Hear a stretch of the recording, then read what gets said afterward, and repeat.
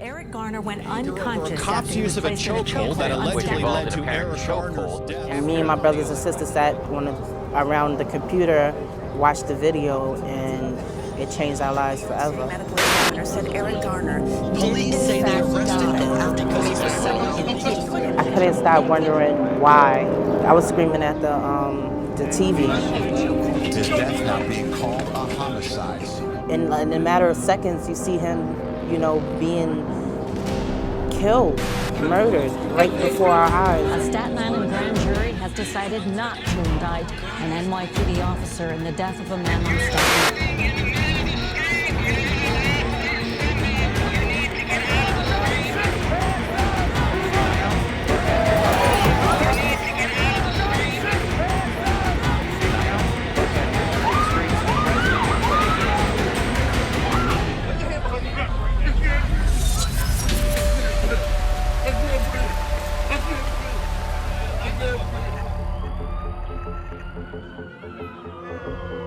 Our brothers and sisters are being shot down heinously. Subject to arrest for unarmed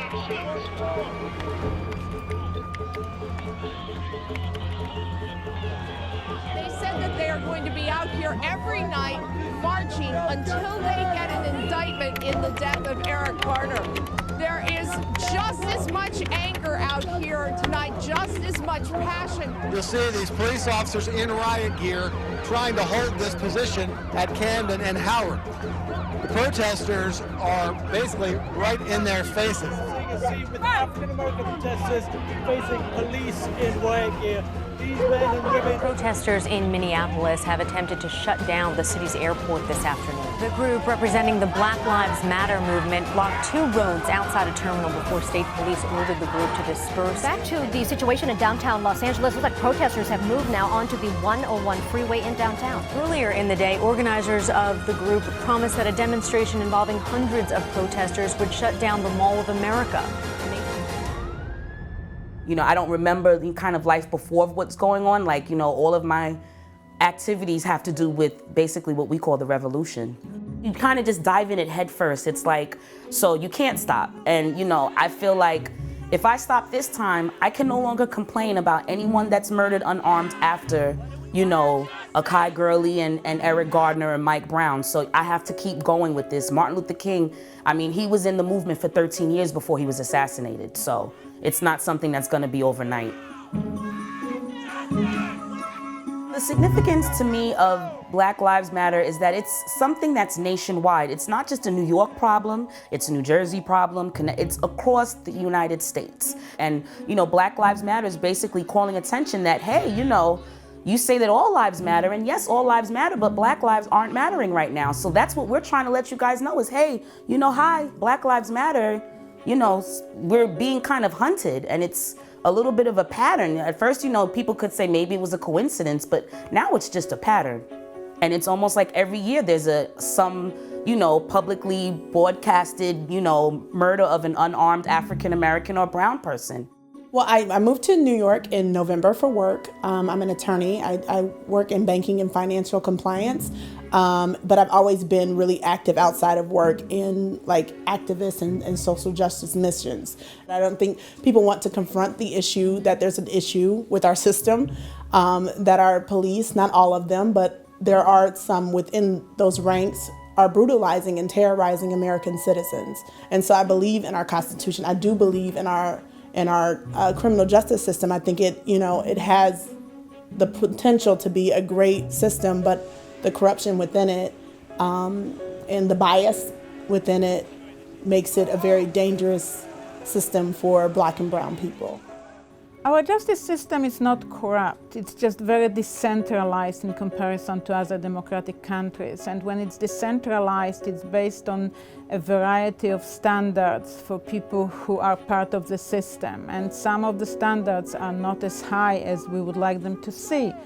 And then people paint with a very broad brush, extrapolating from one jurisdiction to another. Definitely we have race issues in our society, not just in the United States, in many other countries. Police officers are recruited from the society and from the community. So there's no doubt in my mind that some of the officers have various biases. shooting in Sanford. Police have the gun, they've got the shooter, but they have not arrested. On February 26, 2012, in Sanford, Florida, Trayvon Martin, an unarmed 17-year-old high school student coming home from a nearby convenience store, was fatally shot by George Zimmerman, a neighborhood watch captain. Martin died from a single gunshot wound to the chest. When police arrived at the scene, Zimmerman admitted that he shot Martin, but he claimed he had acted in self-defense. No charges were initially brought against Zimmerman. It was not until the shooting garnered national attention that Zimmerman was charged in connection with Martin's death. In July 2013, a jury acquitted Zimmerman of all charges. Upon the not guilty verdict, there were protests nationwide in more than 100 cities. President Obama said that he identified with the boy. Trayvon Martin could have been me 35 years ago. Why was it that Trayvon tended to fizzle out? Well, one reason was because you got all of that rage that was finally manifest, but it was geared toward what? Laws, stand your ground. It wasn't geared toward the powers that be. It wasn't geared toward the federal government. It wasn't geared toward the White House. It was geared toward state laws. Well, why is that so? Well, that's exactly what the powers that be wanted it to be. You see, the president's office, what did he do? He sent his own extension, who was Sharpton. And Sharpton gives a great speech, and it's all about state laws rather than police going to jail. Everybody knows that you're not going to change arbitrary police power until policemen start going to jail. Why is it that in the last 7 years you haven't had one policeman go to jail? It's the same reason why you haven't had one Wall Street executive go to jail. Because the government doesn't want them to go to jail. The government don't want to put power in that direction to go to jail. You can rest be assured, if you had a massive network of poor people engaged in gangster activity like Wall Street did with market manipulation and insider trading, those folk gonna get caught and go to jail. You can rest be assured that the police were killing well-to-do white folk. Some policemen going to jail. It's a priority. It's not a priority of the U.S. government to send policemen to jail. Not until it starts affecting them in the way it already affects many of us. And you see, some of us believe that the life of a poor black person, a poor brown person, has exactly the same value as that of a well-to-do white or well-to-do black or anybody else of the upper class. We did have officers jailed for excessive force, especially we had a case, an infamous case in Charleston in South Carolina when the officer shot an individual in his back, and he's right now in prison. The judicial system is not designed to avoid prosecution of police officers, but because the standard is a standard of discretion of the individual police officer, and the standard is based on, again, individual perceptions of the situations, it appears sometimes that there is injustice because we look at this behavior in hindsight, and for us it appears as excessive, but for the officer at a given moment on the street it wasn't excessive, and the jurors frequently accept the word of the officer. There is growing outrage tonight after an unarmed African-American teenager was shot and killed by police in the St. Louis suburb of Ferguson, Missouri. There was a struggle, and one of the men pushed the officer into his car. Within the police car, there was a struggle over the officer's weapon. There was at least one shot fired within the car. The struggle spilled out onto the street where Brown, whom investigators say was not armed, was fatally shot. Police have shot this man for no reason. A little more than a year later, Michael Brown, an 18-year-old unarmed African-American man, was shot and killed in Ferguson, Missouri, a northern suburb of St. Louis. Brown, who had stolen several packages of cigarillos from a nearby convenience store shortly before the shooting, was confronted by 28-year-old Darren Wilson, a white Ferguson police officer. The disputed circumstances of the Brown shooting sparked unrest in the majority black city, and protests erupted.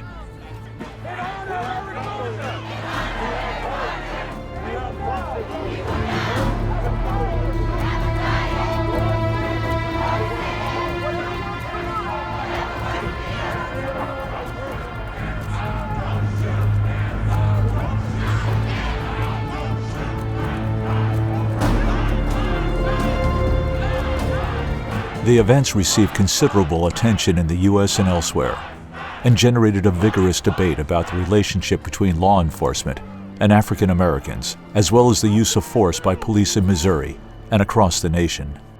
In Ferguson, Michael Brown case, it's the word of the police officer, and we don't have any footage. The only footage that we have is what happened before at the convenience store. The footage at the convenience store is not very, positive in terms of how I look at this. It shows somebody who is acting very aggressively within the convenience store, and it gives me an indication that there was some level of violence that was displayed. The Black Lives Matter movement focuses primarily on the experience of black men and has shaped the conversation about police brutality, where it occurs, and how it's addressed. But black women are also being killed, assaulted, and victimized by police. Women are often targeted in the same way as men, through shootings, police stops, and racial profiling. A growing number of Black Lives Matter activists, including the women behind the original hashtag, have been refocusing attention on how African American women and other marginalized communities are treated by the police. They're not only highlighting the impact racial discrimination has on their communities, but articulating why a movement for racial justice must be inclusive. Women have been at the forefront of organizing marches, die-ins, protests, and various initiatives to have their voices heard. Young African American women have been playing a central role.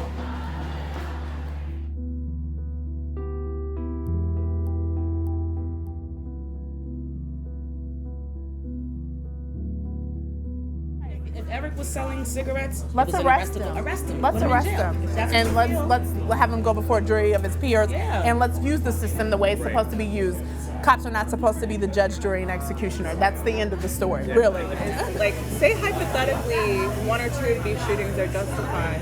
They don't even give us that opportunity to think, critically about it, because regardless of what happens with the situation, they're not held accountable, which is the part that bothers me the most. It's like, regardless of what's happening, if it's a little boy, unarmed, kid sleeping, a grown man, selling cigarettes, no matter what the police does to them, they're not being held accountable for it. And there's no data.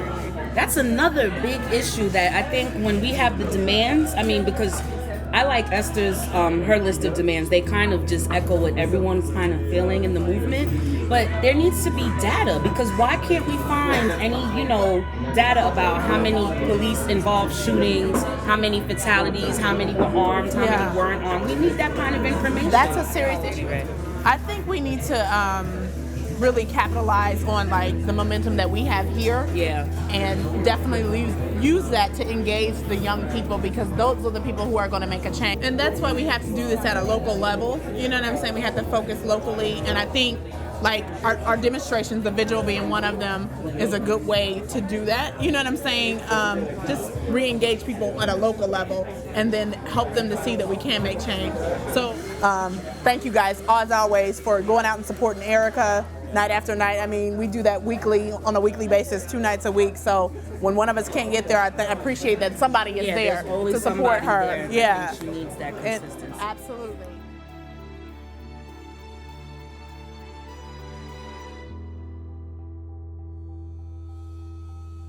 On July 17, 2014, almost 1 year after George Zimmerman was acquitted in connection with the shooting death of Trayvon Martin, Eric Gardner, a 43-year-old father of 6, died of a heart attack while in police custody. He was being arrested when a New York Police Department officer, Daniel Pantaleo, put Gardner in a chokehold. Gardner was arrested on a Staten Island street corner on suspicion of selling untaxed cigarettes. After Gardner resisted being arrested, Pantaleo pulled Gardner to the ground by the neck and placed him into a fatal chokehold.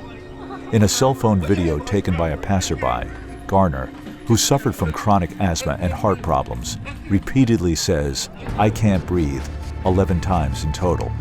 This video has been viewed more than 2.5 million times. A grand jury declined to indict Officer Pantaleo, and he remains with the NYPD.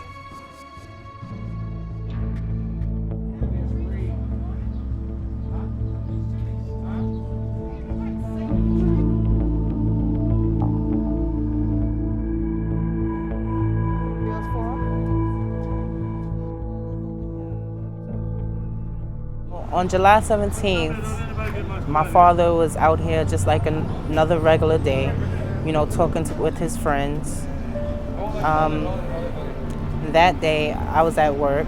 I worked in Long Island at that time.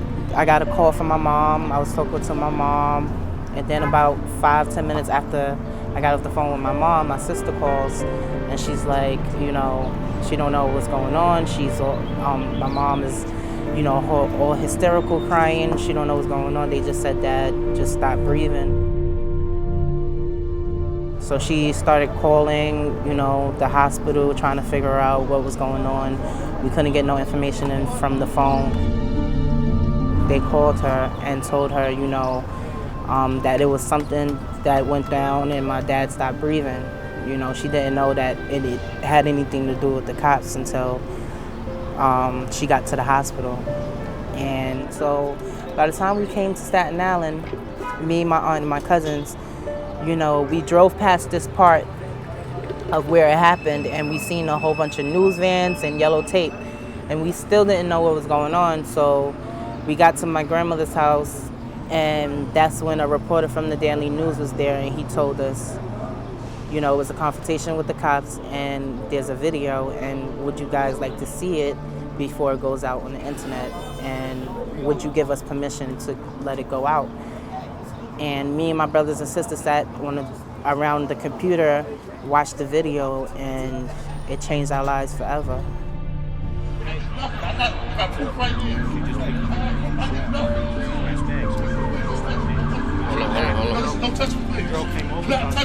I couldn't stop wondering why, you know. I was screaming at the TV because, you know, in a matter of seconds you see him, you know, being killed, murdered right before our eyes, and it was just horrible for us to see. I mean, we couldn't go into the living room and describe what we seen on the TV, on the computer to our grandparents or to my mother, because it was so horrible. Like, I was sick that day. I mean, I just, you know, my whole body, it was just like shaky. I just couldn't believe. And then when me and my aunt was driving back to Brooklyn, we stopped over here after all the cops left and everything. And people noticed me. I never been to Staten Island like that. Like, I stayed in Brooklyn. But my father used to talk a lot about me and his granddaughter. And when they noticed my face, that I looked like my dad, you know, the love was just pouring out. You know, people was telling me their versions of the story, and it was just like, wow, I still can't believe this happened.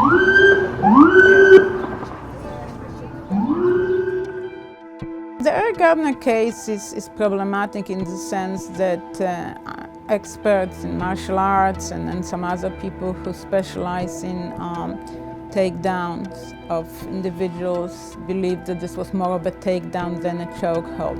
Part of the problem is patrol guide operating procedures, standard operating procedures of NYPD that were very broad. They were changing now. The use of force procedures has been changed since Eric Gardner case.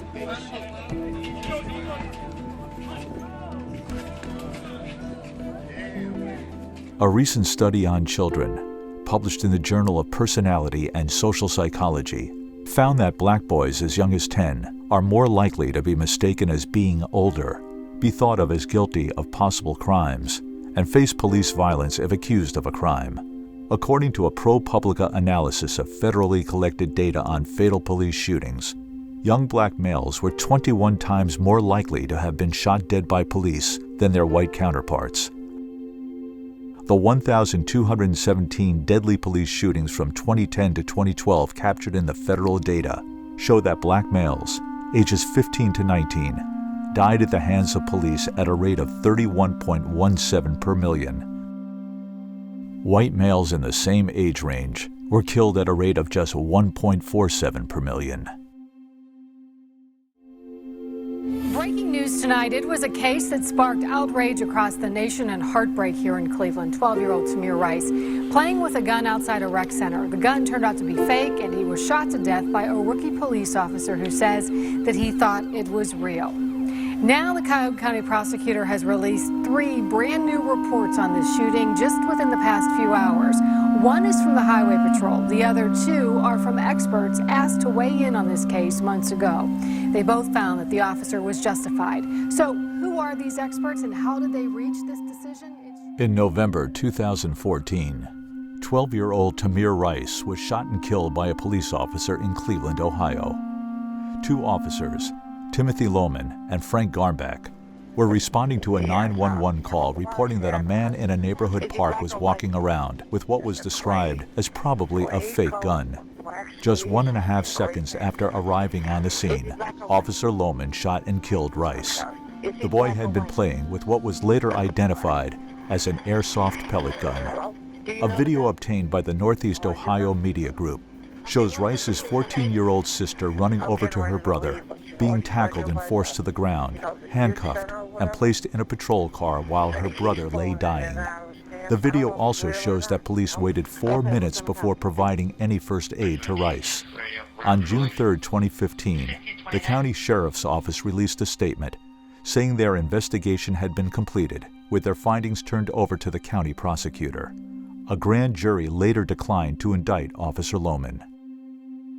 When we talk about law enforcement, we talk about 18,000 different police departments in the United States. Most of the departments that I'm familiar with, they don't have specific training for police officers to deal with minors and toy guns. It's mentioned during sometimes the roll call, sometimes during the basic academy, that of course there's a possibility. But again, police officers are like any other people. They fear, they have more fear probably than an average person because they also see situations that are much more dangerous and horrific than an average person. They're not taught or trained how to control their fears. As you know, Black Lives Matter is a multiracial movement. Because if Black Lives matter, then all lives will matter. Because usually it's the Black lives that are the last ones that have value. Even within our own nation, the consciousness has been raised. People were preaching about colorblindness. They realize that there are race issues that still permeate our society. I don't want my children to experience it. You know, I don't want them to grow up being afraid or teaching them to be afraid of police. There is just as much anger out here tonight. These police officers in riot gear trying to hold this position at Camden and Howard. Again, we are seeing a scene with African-American protesters facing police in riot gear.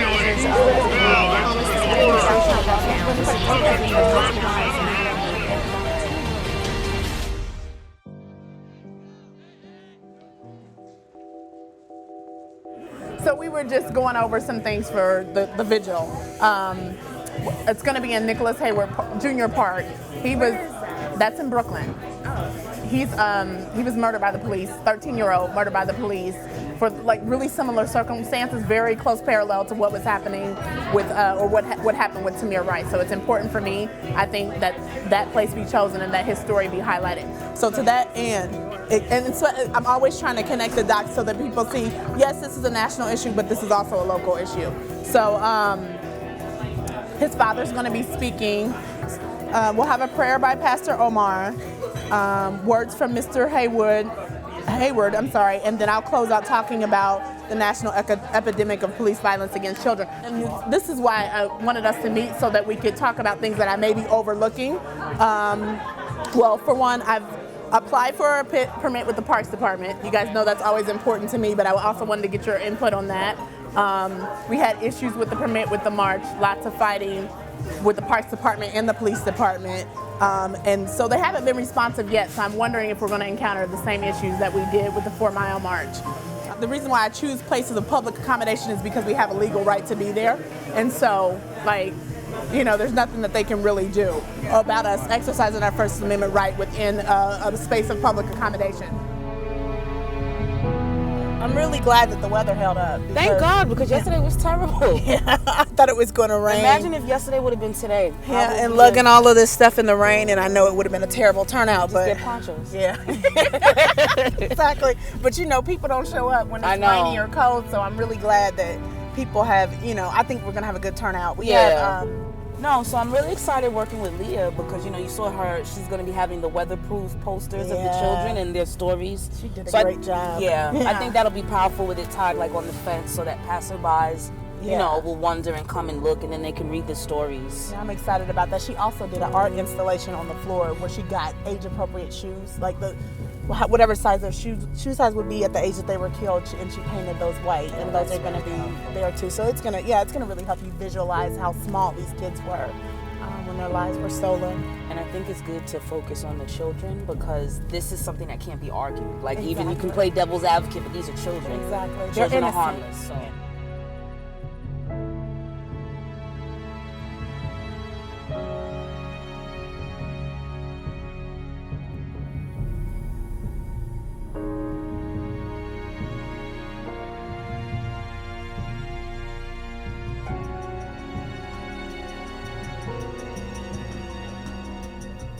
We know why we're here today. Tamir Rice, 12 years old, playing with a toy gun in the park. The cops roll up on him, and in 2 seconds, they have killed him. 1001, 1002, Tamir is dead. And this is not an isolated incident. It happens all too often, and it must stop. In September 1994, Nicholas Hayward Jr. was shot and killed in a public housing stairwell by an NYPD officer who mistook a plastic toy gun for a real one. Hayward was just 13 years old. Like so many other cases, no one was indicted in connection with the killing. In the 22 years since Hayward's death, his father has struggled with how and why his son died. I cry a lot. It's hard to deal with losing a loved one. Nicholas was 13 years old. It pains me every time I hear of another victim being killed. My son was a great kid. He wasn't causing any harm to anyone. He was doing the right things. You know, he wasn't a danger or a threat to the officer that killed him. So, I mean, I feel that it's just something that I have to do. I have to do this. We live in a society that continues to criminalize our youth, despite the fact how much effort they put forward to try to make their own life better. My son was doing the best that he can prior to him being killed. And he told the officer, we're only playing, and he shot and killed Nicholas in mid-sentence. And despite all of the witnesses who's basically justified what Nicholas was doing, that he dropped the toy gun. They all told the district attorney he dropped the toy gun and the officer shot him anyway. I think that actually there is a culture in police departments to protect each other so that when they engage in the use of arbitrary power, they come together, the code of silence, and refuse to allow us to find out exactly what goes on. And I think they also have intimate connections to the judges and others. But I would say this, though, there's no doubt in my mind if there was an epidemic of shooting of precious, well-to-do white brothers and sisters, police would be accountable. So even given the culture of the police departments that make it difficult for accountability to take place, it's also the fact that when it comes to poor black and brown peoples, that their lives matter less than the lives of well-to-do whites. And therefore, we have to make sure that there's fair policing rather than arbitrary policing. I think fair policing is police having a relationship with the community in which they're an organic part of that community. They are fighting crime. There's all kinds of forms of criminality, including criminality in the black community, criminality at Wall Street, criminality in professional circles and so forth. But police, unfortunately, over the years, have engaged in such massive arbitrary uses of power that the distrust cuts very, very deep. And of course, it's the backdrop of wealth inequality. It's a backdrop of a capitalist system that makes it very difficult for working peoples of any color to have their humanity affirmed. It's the backdrop of a system in which the opportunities are so limited, the decrepit school system, the massive unemployment, as well as massive underemployment. So we can't overlook the larger social context of the policing that goes on in America. But it can be much more fair than it is now.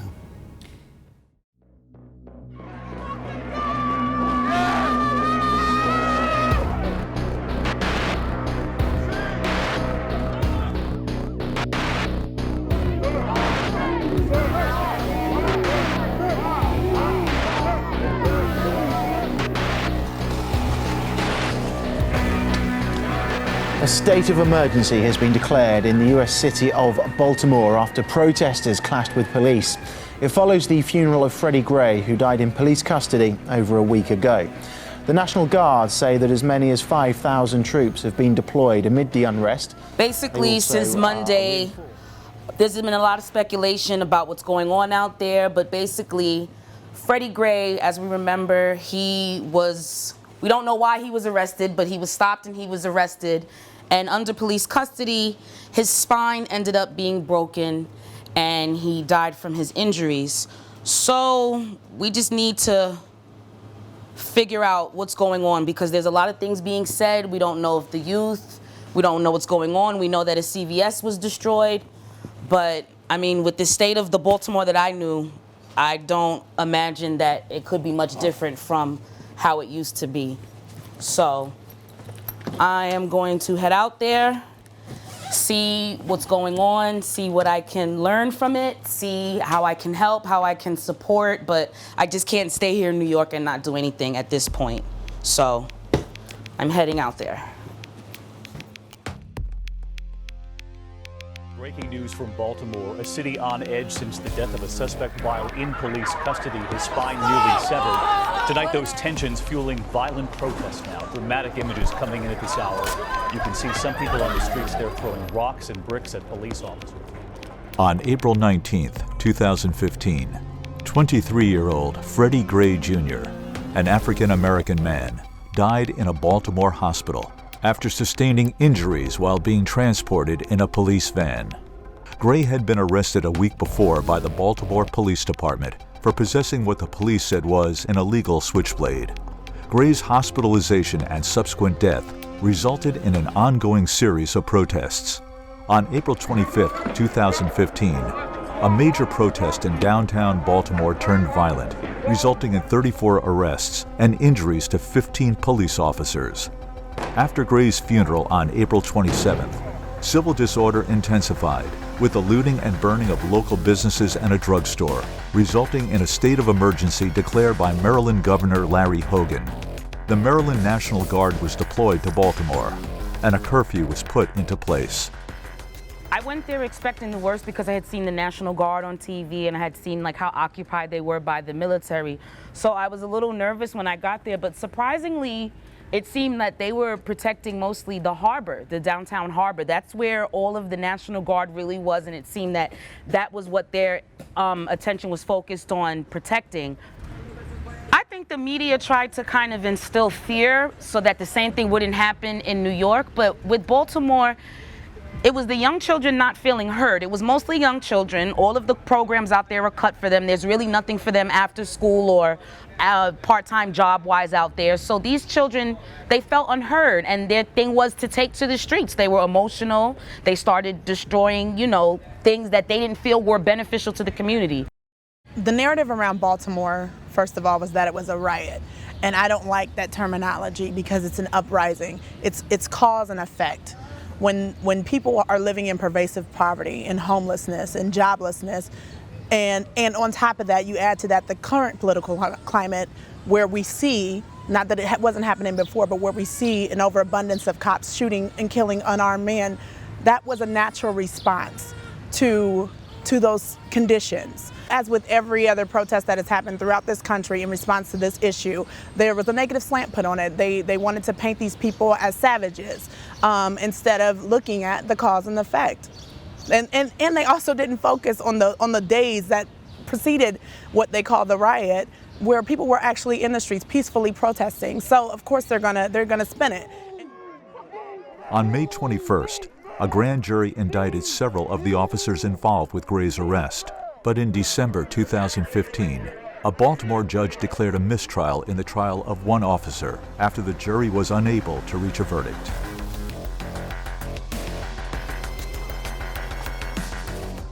The images of police wearing helmets and masks, toting assault rifles, and riding in mine-resistant armored vehicles in Baltimore and Ferguson has also raised widespread criticism of what has been dubbed the militarization of local police forces.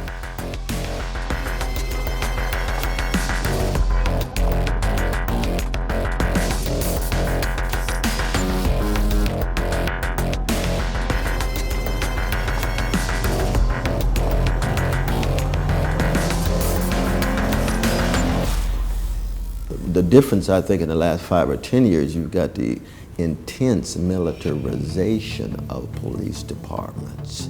So that police departments still engage in arbitrary policing when I was growing up, but they didn't have the military equipment that they have now. And the very fact that what the last 10 years or so, every 28 hours, there's a black or brown person who's killed by a policeman security guard.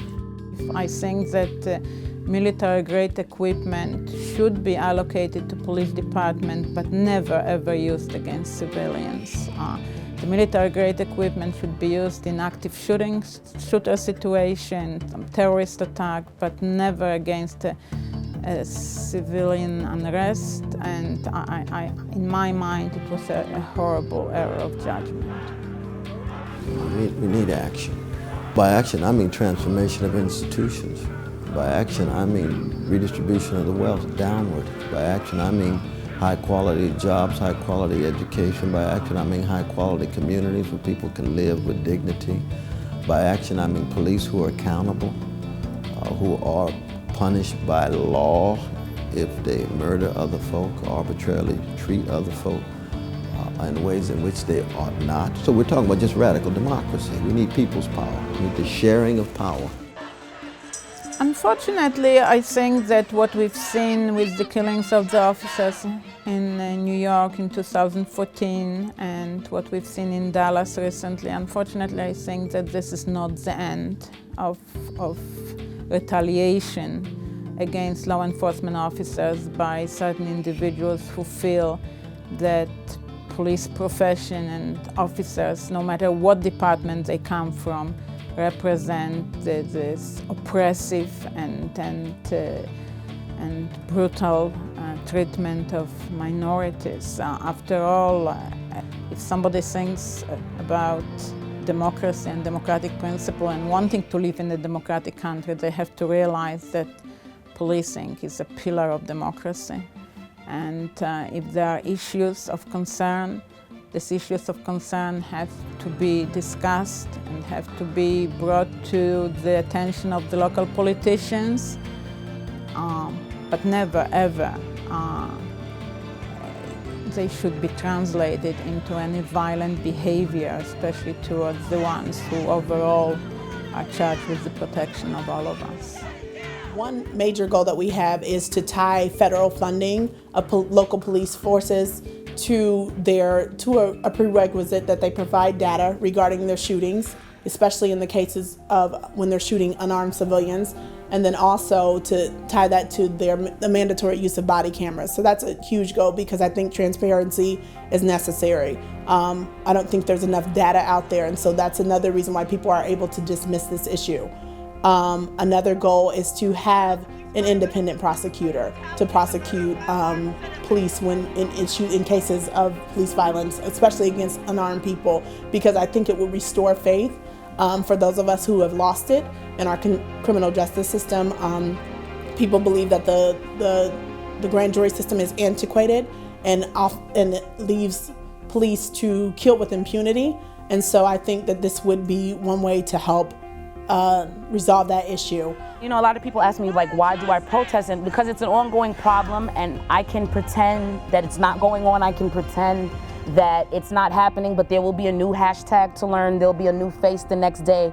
And so we continue to march and move forward and get more organized and get serious, because I don't want my children to still be marching. My grandparents marched. My mother was involved in activism work. And so I don't want to pass this along. I want to be able to tell them the story of how we overcame, how we were able to come together and fight this greater evil, and just, I don't want my children to experience it. You know, I don't want them to grow up being afraid or teaching them to be afraid of police. You don't know when the catalyst will be in place. Why did Rosa Parks become the catalyst as opposed to the earlier black woman who sat down on the bus just a few months earlier? It's hard to say when the spark in place takes off, the fire begins to expand, intensifies, and the next thing you know, you got a whole host of people on fire for justice. And lo and behold, people take off and it becomes contagious. You don't know when it's going to become contagious. It is contagious now. We are still living in the moment of Ferguson, Baltimore, and things will continue and I hope intensify. I was told that I'm an activist from the way that I've been doing. I never thought I would be doing this type of work. I've never been the talkative type of person, this outspoken, but this made me who I am. And you know, this is my life mission right now, like to become an activist, become a civil rights lawyer, you know, to bring justice some way, somehow to America. This helps me a lot. Speaking to people and being out here is more of a support than, you know, shutting down or just crying all the time. I believe that the reforms is gonna happen, but I believe that it's gonna take a long time. It's gonna take a lot of powerful people to be on the same page. What do I fear the most? That when my daughter get older, this will still be going on with no change. Black Lives Matter is a multiracial movement. Because if Black Lives matter, given the depth of white supremacy in America, then all lives will matter. Because usually it's the black lives that are the last ones that have value.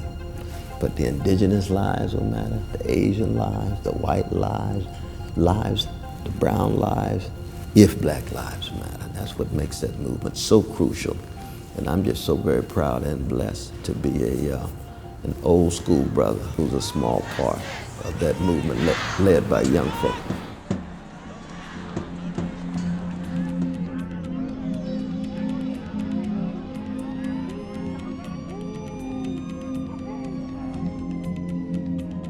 The Black Lives Matter movement, sparked by incidents of police violence, is an ideological and political movement fighting for black empowerment and equality.